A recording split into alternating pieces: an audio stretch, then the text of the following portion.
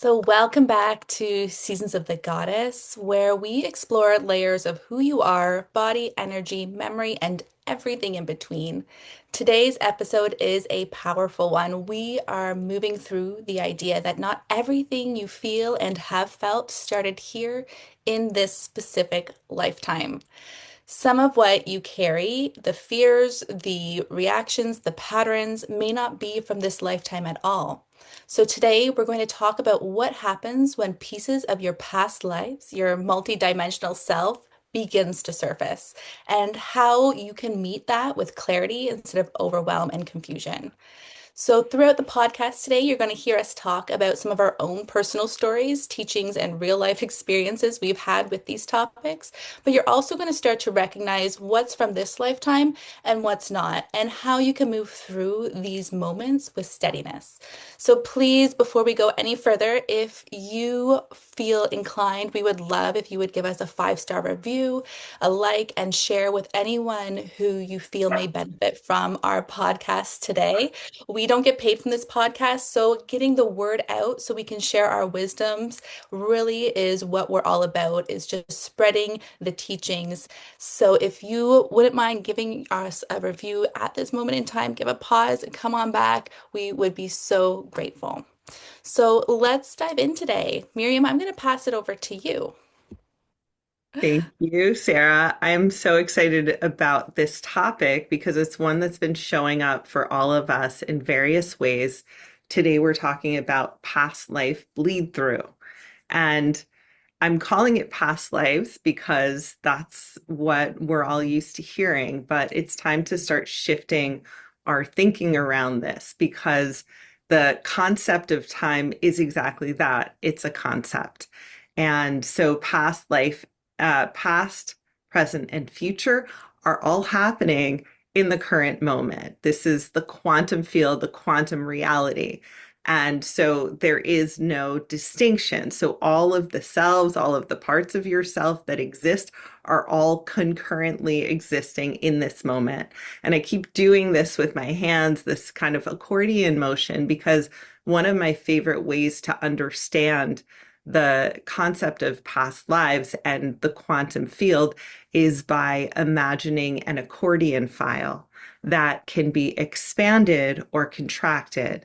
And so when we expand the accordion file of our multiple lives across multiple dimensions, time periods, eras, what we find is that they are all having their own concurrent reality, and we can open it and we can focus on a given one. And right now, each of us is focused on that body that we're in, this moment that we're in, which is probably 2026, if that's when you're listening to this. But those of us who are tapped into unseen realities and to our own intuitive systems start to notice different aspects of self that are sometimes in other time periods. And we start to receive bleed through signals. And this has come up because specifically, I was doing a 40-day meditation practice, and it was a very specific Kriya that involved kind of going back and forth with my attention from my forehead to the back of my head. And over time, what I noticed was that my perspective was not where it was supposed to be. It was actually coming from this location underneath my ear. And the more I started tuning into what is happening there, I started to perceive myself in a pyramid, kind of at the base of the pyramid. And the more I spent time tuning into that, the more the features of this self started coming through, the scenario of like what was going on, this kind of trap, hidden chamber inside of the pyramid, a sense of other people around and the expectations they had of this past life self. And I'm still calling it past life self because this is a habit. And also in our linear minds, we understand that ancient Egypt happened a long time before 2026. But again, these are concurrent files in the quantum field. So this is a discussion that the three of us have been having and that we wanted to bring out to you because each of us have these distinct situations that we've had that are really interesting and compelling. And by us sharing them, we hope to shine a light on what's been going on for you. So I also want to pass it. I know North Star has been having some really interesting experiences. So I wanted to share the conversation, pass it over. Yeah. Um, Interesting for sure. I'm reminded there's an old Chinese idiom that may you live in interesting times was one of the most ancient curses. And I feel like um there is an intensity of being on the earth right now, whatever we define now as, that I think we've all been speaking both on the podcast and in general together of the kind of turning point that we really are in. It's not hypothetical anymore and coming. Like we are in the midst of this great shift, or I hope it's what Joanna Macy referred to as the great turning. And there is an awakening happening on the planet concurrent to all of the old systems falling apart, and just wanting to honor the heaviness of that and the hardness of being, I think we're kind of called to be this bridge with one foot in the old systems and ways and linear time and physical reality. And yet, as these other worlds and possibilities open up, we're really called to equally step into that. And I think what's really important is to do that gently and to find practices and support systems and ways that you can be gentle on your physical form as our consciousness is expanding. Because for me, I think it does come back to the body. And I'm so grateful that in this triad, we have Sarah, who's really an expert at nervous system regulation and being able to process and integrate all of these new and high frequencies into this form. And I think that's one of the main challenges, that as new vistas of opportunity and consciousness open, we still need to tend to this physical vessel that did come into this space and time so that we can enact change in this particular life. And so for me, it's a real balance of learning how to be able to recognize kind of the bleed through from other times, other dimensions, and then to be able to still set healthy boundaries around what this flesh suit needs to survive in, material reality in a sustainable way. And so we felt that this conversation was really important right now to it almost like to give ourselves a break. I think our last conversation, we were talking kind of about these death and rebirth cycles and about this period of deep shedding that we were experiencing. And for me, it feels really tied to this idea of opening kind of to our multidimensional selves, that the more I allow that process, the deeper I can go. And I find that for me, it especially comes up or has been coming up in shadow work, which has been really, really getting dredged up the last few months, and certainly through eclipse season and all these astrological shifts we're moving through. Recognizing my own patterns and seeing that the things that trigger me in others or my life circumstances that I have big reactions to and cause me to react in habitual and ingrained ways. I feel like claiming our agency back from being a victim of circumstances to blaming, the person or situation that's activating us, to recognizing the gift that is to go deeper into our own self-knowledge and reclaim some of these patterns that maybe aren't serving us. And for me, the more I can do that, kind of step one has been tracking back through this life of understanding through my childhood, through my upbringing, through major situations in my life, why I've learned the defense patterns that I've learned and the coping mechanisms and strategies of survival that I have. And then I find the ones that are most deeply ingrained and keep coming back. I'm starting to be able to really track further back and see how these patterns, these soul lessons that we did come here to work through, it's not a one and done shot, that we've been working through this for lifetimes. And we are, as Miriam was saying, contiguously working on them on so many different levels. And so, yeah, well, I'm sure we'll go into the personal a little more. And I want to hear kind of Sarah's wide angle view first, but just really that honoring, I think, of just how vast and infinite our consciousness is. And with that, the loving compassion that's needed to kind of titrate what we can handle and recognize that this big work is ongoing. And so not only can we be helping ourselves on other planes of existence, on other timelines, but I think there's also help available for us too when we recognize that there are aspects of ourselves throughout the universe that we have been disconnected from as we come into this life and that veil of forgetting, but that are available. And the more we open to them in a controlled way, the more that we have access to the fullness of our power and the fullness of our infinite perspective.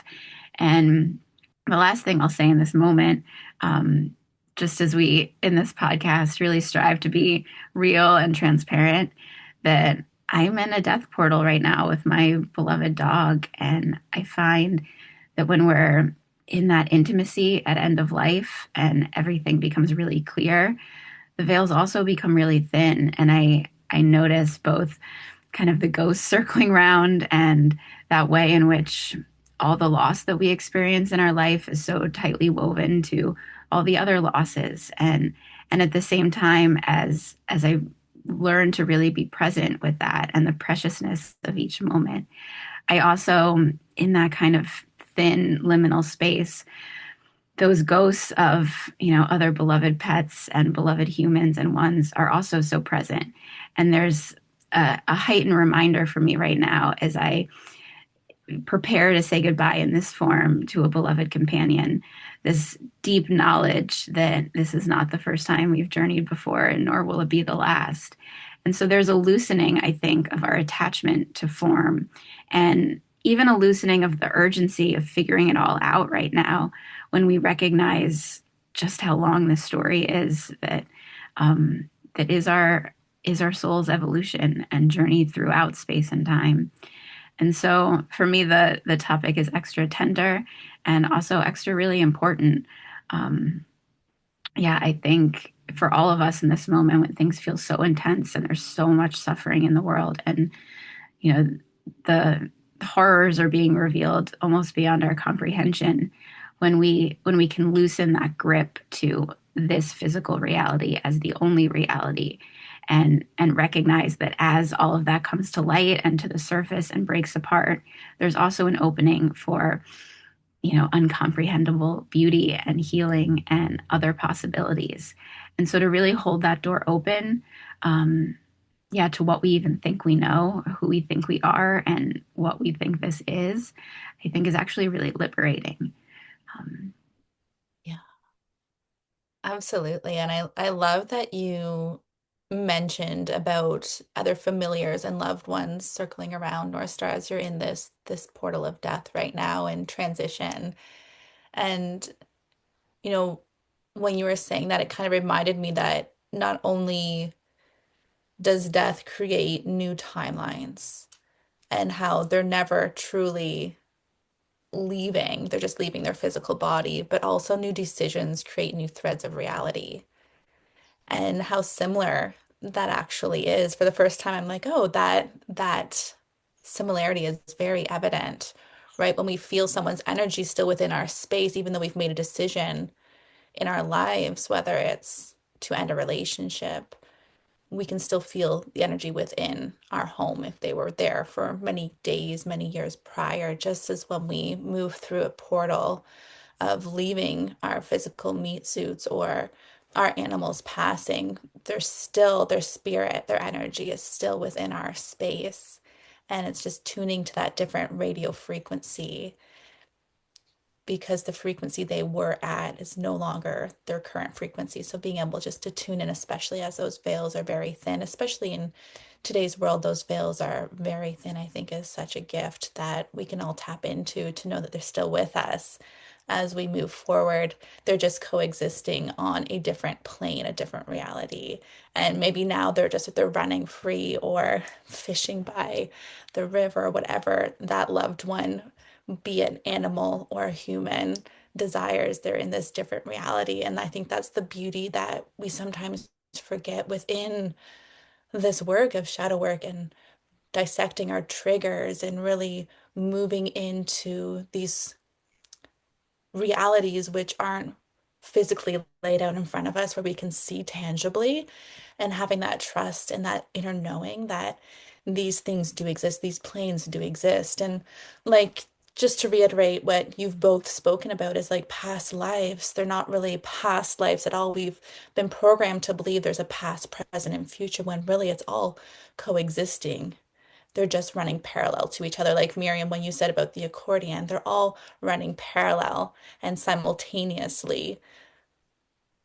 I think oftentimes we can feel these blips come into our world, right? We have that sense of fear or how we react to something. And oftentimes we can think, oh, where did that come from? That wasn't like me at all. Or where is this fear coming from? I know for myself, I was sharing with both of you, I think it was yesterday, about what came up around my son was this fear that he was going to drown. And it really came up out of nowhere when he was probably around 6 years old. And it was just this impending feeling like he was going to drown. And he kept having somewhat close calls.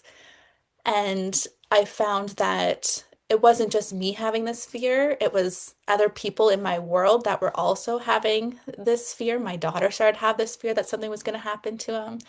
And I was keeping this to myself, this fear. And what I found was I was having flashbacks, what I would call flashbacks to different timelines of situations which this did happen. And for me, I knew that he was a very capable swimmer in this timeline. He excels at swimming. We were always very smart and hyper vigilant, so life jackets were also worn all the time. To this day, he still wears a life jacket if it's choppy in the lake. Um, we became really hyper vigilant in trying to prevent a possible, the word relapse of a timeline, a reoccurring timeline from happening in this lifetime. This, for me, felt like the timeline to not reprogram, but redirect to close out that cycle of maybe a past that he had had. And I just had that opportunity to help guide him and hold his hand through that so that he wasn't having that impending situation occur. So for us, it was all about, hypervigilance as a survival tool. It was about really allowing our nervous systems to be grounded before we went into any areas of water and being able to release that sensation and surrender to knowing that this isn't mine per se, that this isn't necessarily something that was going to happen in this lifetime, but taking the tools that I needed to use to be able to find that calm and that peace of mind. So I knew that we were prepared for not having that impending doom happen. So again, when we have those sensations come up of whether it's a fear of flying, right? Educating yourself. What do I need to do to feel good? I like to word it as what's the worst case scenario and what's my game plan if that happens?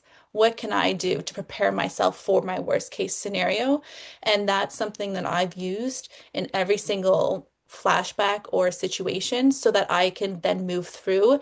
And 9 times out of 10, the situation never occurs. And the one time it has, I knew what I was doing. We figured it out, we got through it, and it actually wasn't as bad as what I thought it was.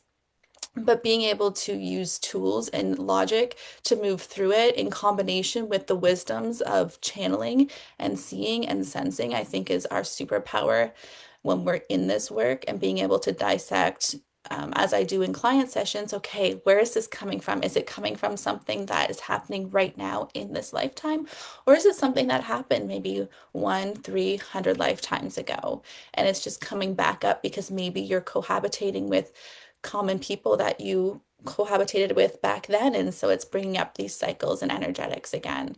So, how we can find and understand these patternings and kind of, I call it becoming Nancy Drew, and really kind of using your detective skills to find out and weave through those timelines. And we all have our individual ways in which we do this, whether it's shadow work, whether it's through wisdom teachings or texts or knowledge or channeling or shamanic work. We have these ways of doing that.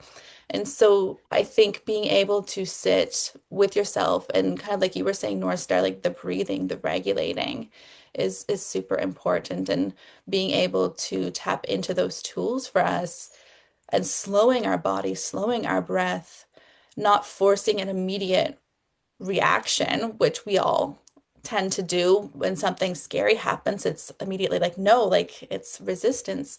But being able to have that moment of taking a breath and be like, is this mine from right now or is this past? Is this even mine at all? Sometimes we carry stuff that is definitely not ours, especially in the world we're in today. So having that moment of pause to breathe, to ground into our body, find some clarity using our body like a human pendulum, right?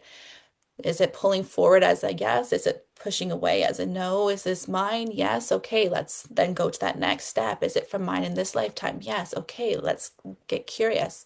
So it's being able to just kind of go through page at a time with grace and being very gentle with yourself and compassionate with yourself and understanding and knowing too that just because you're having that fear doesn't mean it's going to actually happen. Just because we're having this experience doesn't mean it's actually going to happen.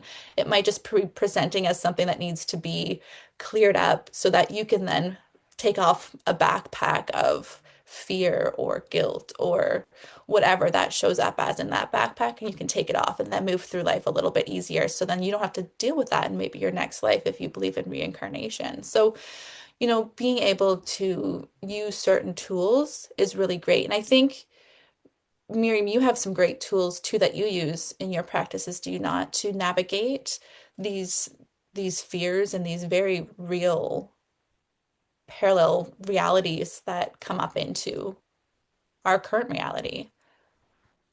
Yeah, I think it's important to really understand where all this is coming from and why would we have past life bleed through? Like why would, your son at age 6 start kind of having bleed through of a timeline of when he had drowned? And, you know, one way to understand this is through cellular memory, right? Of like we've had some sort of traumatic situation and it goes undigested in our energy body. So we haven't like breathed through it. We haven't completed the cycle. And so it kind of like freezes in our cellular memory. And this can happen in our physical bodies, but it can also happen in our energetic bodies because everything in the physical world has its roots in the energetic world.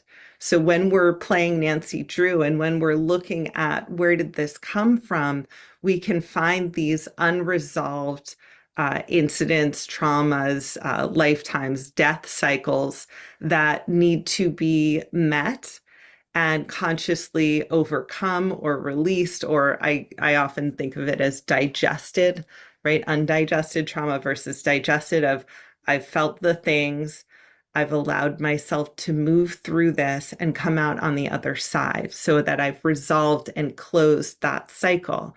And so the cycles that are coming up for us in any given moment, whether it's through bleed through from past lives or childhood patterns that are coming up again in this lifetime, these are things that are coming to us for attention. And I often liken them to like little parts of ourselves with red flags saying like, hey, look at me, please, please look at me. And so just taking those breaths, tuning in a neutral way, just allowing yourself to relax and to let the activation, the emotions, the stories just settle down, getting quiet, and then starting to go within and just using our intuitive senses. So we all have intuitive senses, and I'm being guided to release a course on the basic intuitive senses because they are so foundational for any sort of energy work, for shamanism, for really anything. But, do you usually visualize? Do you usually see? Do you usually know or hear or feel? So, whatever your dominant intuitive senses are, just tuning in neutrally and noticing what comes up. And then asking, how can I serve this? How can I serve this part of myself, this situation? How can I help to find resolution? And it's really going to vary on a case by case basis. And I wonder if maybe having introducing North Star's kind of shadow work pieces through this lens may help us to have a working example of how a specific situation has been resolved. Yeah. Um, yeah, I think what I was really struck what Sarah was saying about the pattern recognition, which for me is a huge piece of shadow work and really ties into this idea of multidimensionality. And in Seasons of the Goddess, one of our primary focuses of working with the goddess is recognizing that she is spiral, she is cyclical. We have these cycles and patterns that naturally repeat and flow through, but we can also get stuck in them.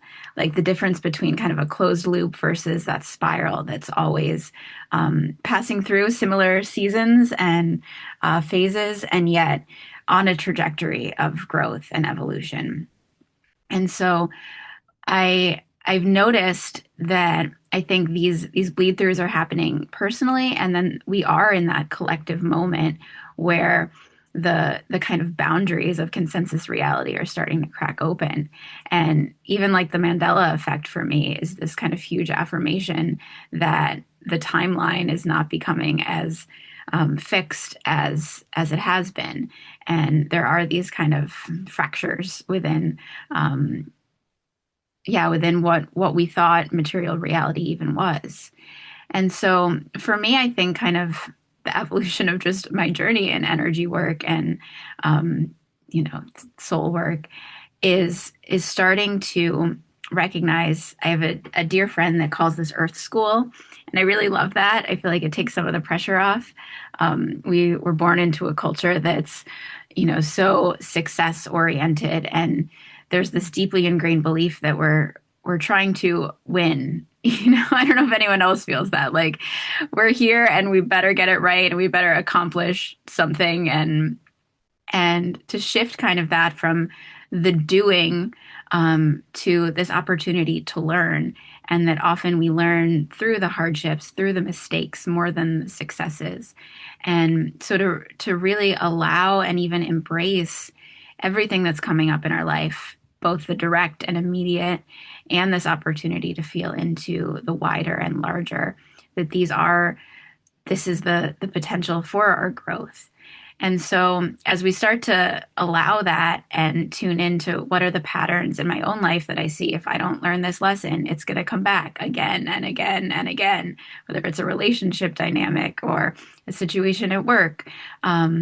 And as we start doing shadow work and seeing like, okay, these patterns are my lessons, these are my growth edges, we have an opportunity as we start to open to the fullness of ourself, that these lessons are repeated infinitely.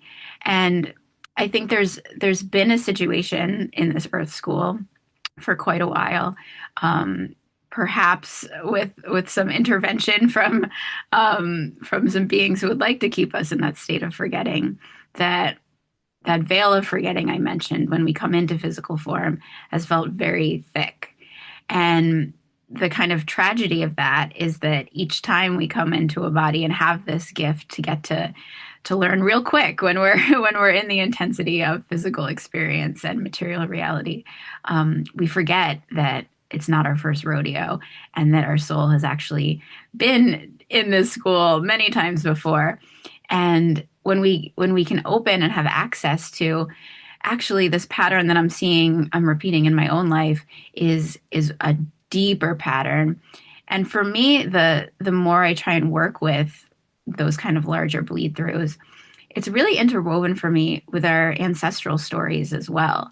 And so part of, I think, trying to navigate multidimensionality is is recognizing the uniqueness of our soul's journey, and also how entwined it is universally with collective human history, and certainly with our own lineages and ancestral lines.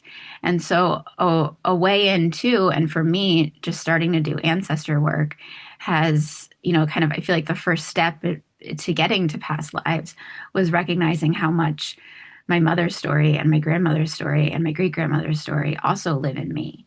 And there's this shift that I'm experiencing from almost a resentment or a bitterness when I see, um, oh, the same things that I was so mad about or frustrated about, in my mom and in her patterns, like, oh, they do live in me. And yet there's this incredible liberatory potential for being that breaker of cycles, being that breaker of chains. And I feel like when we feel not just the weight of the burdens that we've inherited from our own past lives and from our ancestors' lives, that, as Miriam was saying, very literally live in our DNA, in our cells. And, think about epigenetics. And I think that's been such an affirmation of everything we're talking about. Um, that question that Sarah kind of brought up in the beginning, what's mine and what's it isn't, gets really muddy in a challenging way, but I think also speaks to how interconnected we really all are. And this moment in time when the timelines seem to be breaking down, the systems are certainly breaking down, we're also recognizing how much when we can zone in on kind of our agency in this form, in this moment, in this time, we also see that we can affect the fullness of the web.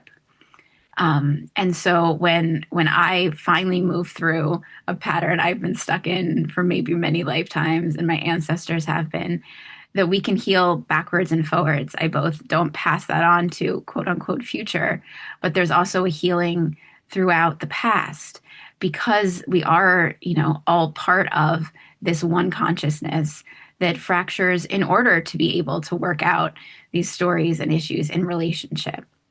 And so, yeah, where to begin? I think for me, where to begin is the practice of coming back to this nexus point in that infinite web, and bringing our energy back from all of these places where we're tangled and ensnared, and kind of return to our center. And only from the center do we have the stability to start with discernment, welcoming in those pieces that we're ready to integrate and work with, and also setting the boundaries of that which is too much right now, that we don't have to. I think there's also this loosening as we loosen the idea of time.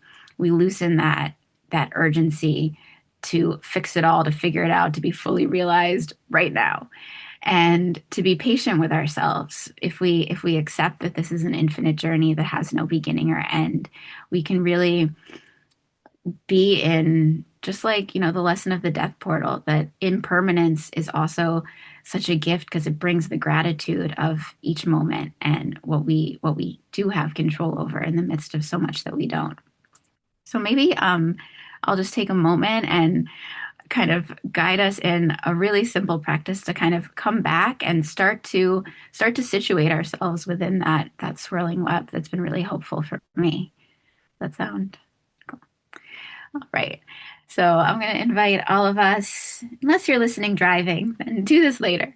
But if you have a moment where you can sit and be quiet, just to maybe allow your eyes to close and land in this body, this precious vessel and vehicle we've been gifted. And a great way to come into this moment is just by returning to your breath. One of my first yoga teachers taught me that the mind represents the future because we're always reaching ahead and can so easily spiral into anxiety and desire to control that which we cannot. And the body represents the past. Because as Miriam was saying, our cells and our muscles actually remember and hold all of our experiences, including and maybe especially the traumatic ones. But the breath is always in the present. And so when we come back to the breath, You can come back to the now. And what's also so magical to me about the breath is not only is it always in its immediacy of the here and now, but it's also this unconscious and perpetual act of reciprocity. And so notice as you bring your attention to that breath, this affirmation of your interconnectedness with all that is. As you inhale, you're drawing in life force and oxygen from the trees and the plants. And as you exhale, you're giving your own life force and carbon dioxide to feed those green ones that share this planet. And so just take a moment in that cycle, following the breath in, and feeling gratitude for that gift of prana. And then exhaling, sending your own blessings out, all that you give just by being here. And maybe you even see that breath moving in and out as a little infinity loop, drawing in, cycling, and spiraling through your body, and then exhaling to cycle and spiral through what we perceive as the outer world. Just taking a couple more breaths, feeling that symbiotic relationship, giving and receiving.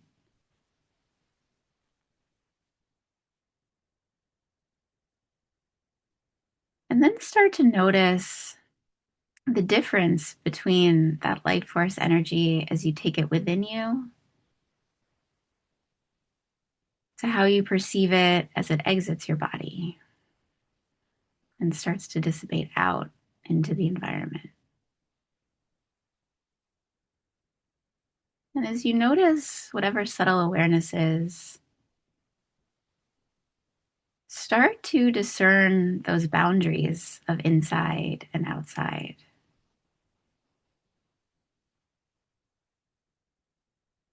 Feeling that they are inherently permeable.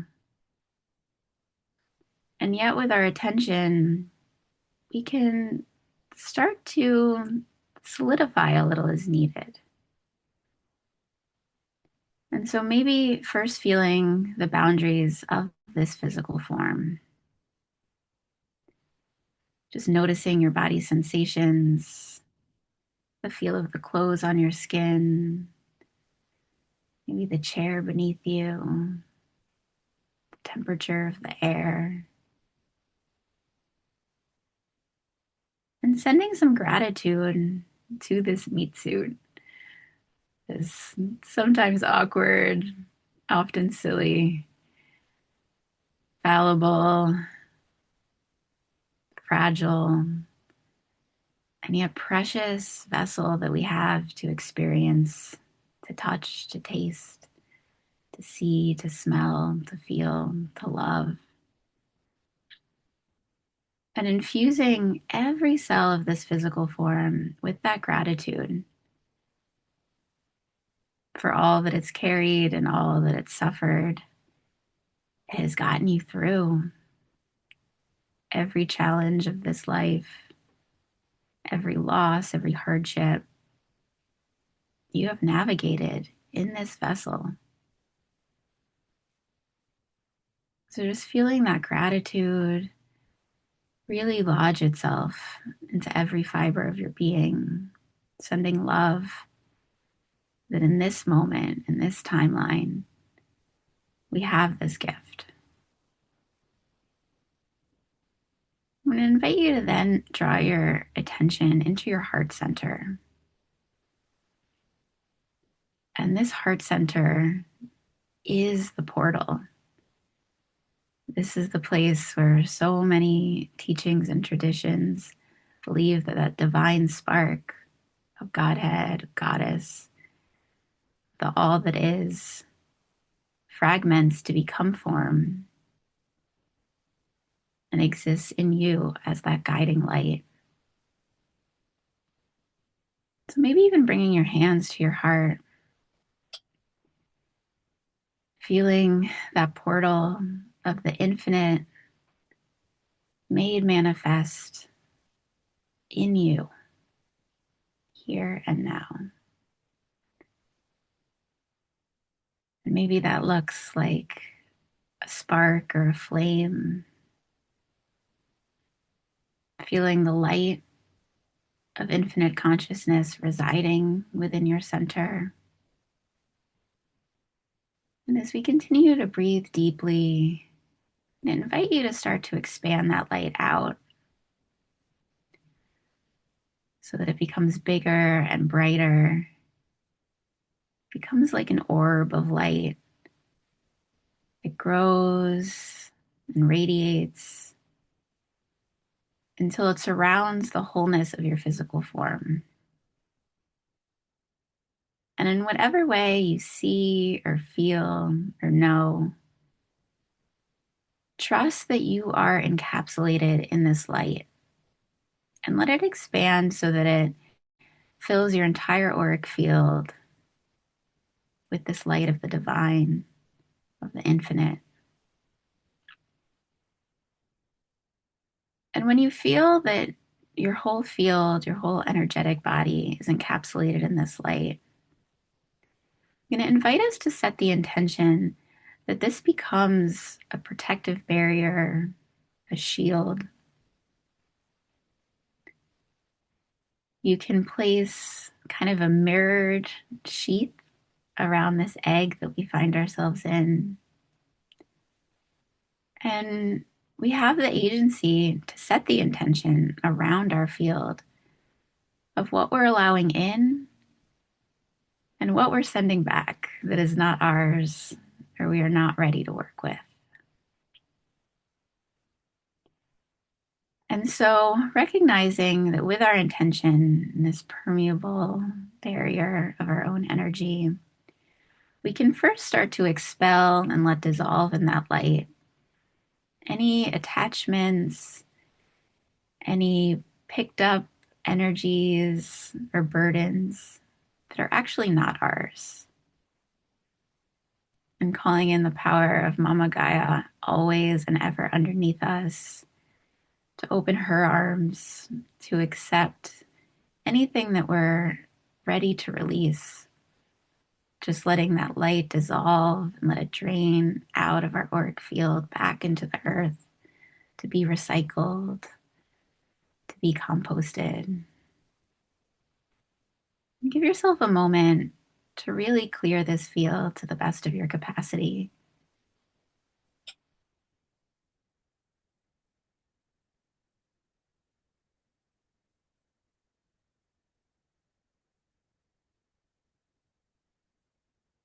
And when you feel some openness here, I'm going to invite in our grail chalices. This is the spiritual technology that we use in the Goddess Grail, recognizing that this auric field, this toroidal field stemming from our heart center, acts as a grail chalice, opening to the above and the below while spiraling our energy around in our own contained space. And so, seeing those openings above the crown and below the feet, that just as we drained any excess or heavier energies, we can also call in support and blessing. And so, feeling those cosmos above our head, the star nations, the stardust we are made of, our galactic kin, shining their light down and blessing this field of us as we simultaneously draw up that earth energy of our mother and home in this lifetime, her grounding, nourishing energy to support and sustain us. Just feel yourself held above and below and all around. And knowing that you have the right to protect this field, to care for and tend to your own space. And from here, I'm just going to invite us to start to tune in, knowing that we are safe in the boundaries of this auric field, this protective bubble of light. we can start to look outward, and to me, they often appear as golden threads to see this great web of life that we are connected to, that we are one node upon. And just start to bring your attention around your field and notice these infinite luminous fibers, these golden threads that reach out in all directions through the timelines, through planes of existence, through dimensions, seeing that we are connected to everything.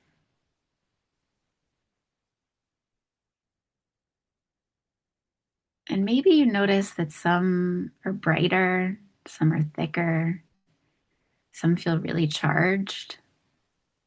And maybe you can even just start to bring your attention in that direction and get a glimpse as you follow where that thread leads of a concurrent life, another part of you that has medicine to offer, teachings to give. And maybe you can invite a little bit of opening if you're ready to welcome in those parts of us that have messages, that have work that we can engage more consciously in with. And just setting the intention that those parts may reveal themselves to you, whether in dream, in signs, in your waking life, but sharing your willingness to open, to listen.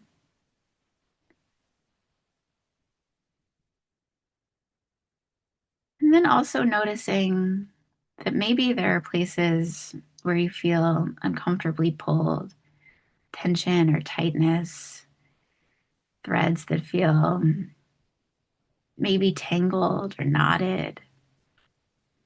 And if they're pulling and distorting your field, we can also set the intention that in those places, we're going to shore up our energy field.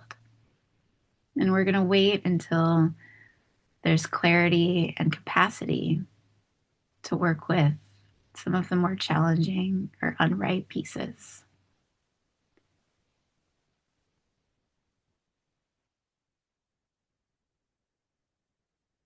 So, taking just another moment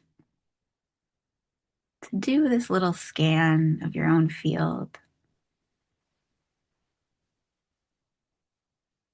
and claiming your agency and responsibility to welcome in that which is yours in this moment, in this time, and to put down that which we cannot yet carry.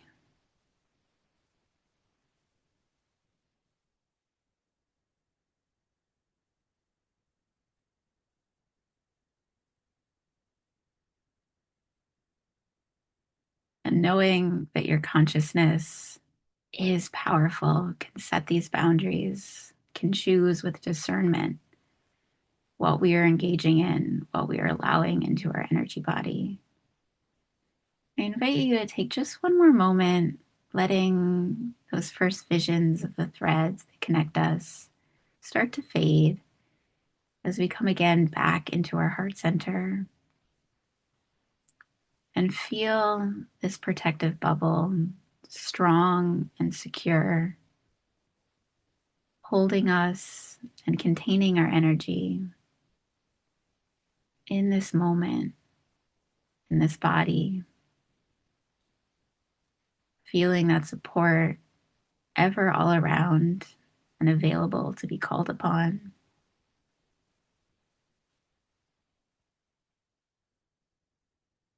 As we reconnect to that spark of divinity in our own heart and know that all of the answers that we seek are encoded in that infinite. All the answers are within.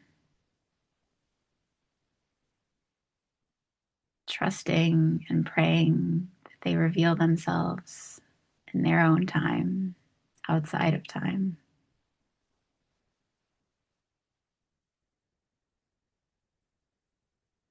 And with our breath, inhaling that remembering anchoring it in our body. And then exhaling, releasing the visualization, coming back into this moment.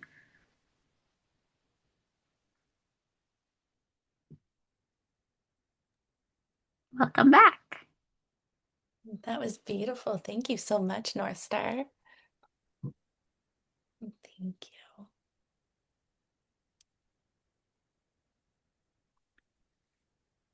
I It feels really important to remind us that as we move through these journeys and these experiences, reminder that whatever comes up is right, whatever shows up is true to you, and to just trust in what we see, we feel, we sense, we release.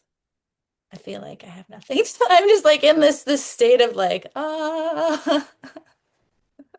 That was really incredible, North Star. Thank you. Amazing surprise for me. And I think what was really telling as I was working with those threads was I was able to tap into an earlier moment in that Egyptian lifetime where this facet of myself was so connected to goddess as like a divine feminine energy that I could feel it moving in through his feet and therefore my feet into my body and filling it. And in working with that energy, I held the intention that this portal stay open. And I was also consciously inviting it to move through my knees because the knees, as I've discerned in and received in channeling through healing sessions, these are an energetic portal through which we have the capacity to access and bend to our own divine will. And so just inviting that clearing out so that I can be even more strong in connecting to my own divine will and keeping that flow of what I would call Shekhinah, the divine feminine presence flowing through me. So that's one of the gifts of working with past or quantum field lifetimes is that each of these facets of self have different gifts, different connections, different relationships. And we're in a moment in this great turning that North Star was referencing that all of these past lifetimes and their gifts are becoming more available to us. So working with North Star's process or things like it. And now you have this available, right? You can like replay this podcast again and again, that piece of it to access this tool and to start to tap into these various lifetimes, facets of selves and gifts and integrate them and bring them consciously on board more and more so you can be that quantum human, that divine human that you were born to be. And with that, I'd love to just seed a little of what's ahead. We at the Goddess Grail Mystery School are working on our next offering for our community. And we're going to be working with kind of this technology of really being able to travel through these timelines to access these other parts of ourself and their powers and do the healing work necessary to really reclaim the fullness of ourself. And we're going to be doing that through working with the chariot or the Merkaba that lives in our heart, that is fueled by that divine spark that we just touched into. And on April 8th, we will be holding a class to really turn on that Merkaba and start to be able to move through the dimensions, to travel through the timelines, to be able to have greater access to the fullness of our multidimensional self. And so, more to come. If you're not already, we'd love a follow on Instagram or check out our website, www.thegoddessgrail.com. We'll be posting information for that activation and journey together next month. So we hope to see you there, and we hope to see you on this podcast for further conversations as we all navigate these wild times together, and start that process of remembering who we truly are and how interconnected we are, not only with all these aspects of ourself, but with each other. I think this time of awakening is a collective awakening. I'm so grateful to have companions along the way, and these sisters here, and in our listeners, and all the sisters who come and do this work with us. We love and appreciate you. And can't wait to journey onward.